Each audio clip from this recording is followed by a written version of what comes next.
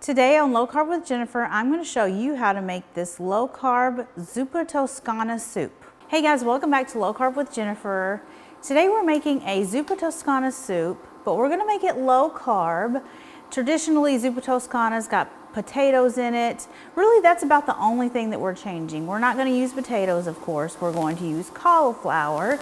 And we've got all of the yummy things that's normally in zuppa toscana.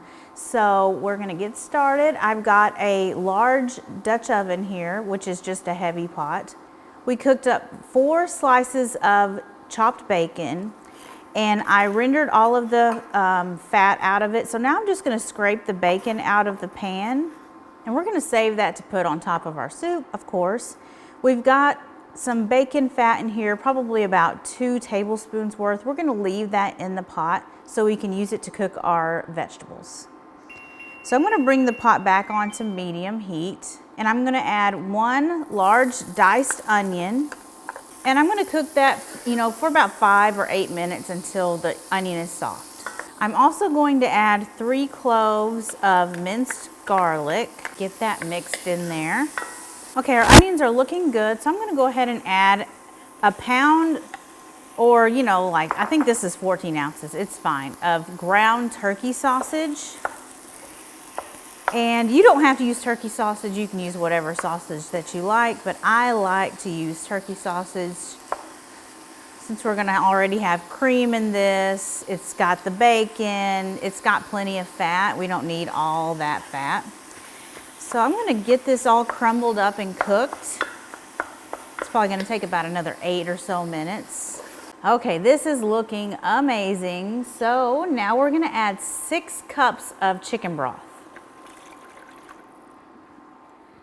And we've got a head of cauliflower that's been chopped.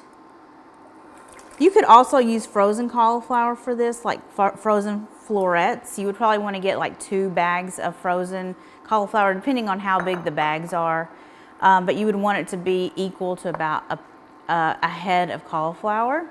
And I've also got some kale. This is about 2 cups of chopped kale. This is baby kale. But you could use, it doesn't matter, just whatever kale that you can find. So now we're gonna let this cook until our cauliflower is fork tender. I don't know why I was gonna say finger tender. Fork tender. And our kale is going to reduce and get, turn to nothing just about. So this is gonna take probably about 10 minutes. Okay, our soup is looking so good. Our kale wilted and our cauliflower is fork tender, so that's ready to go. So now we can finish this up. I'm gonna taste, well first I'm gonna add some cream. I'm gonna add 3/4 of a cup of heavy cream, and I'm going to add some pepper.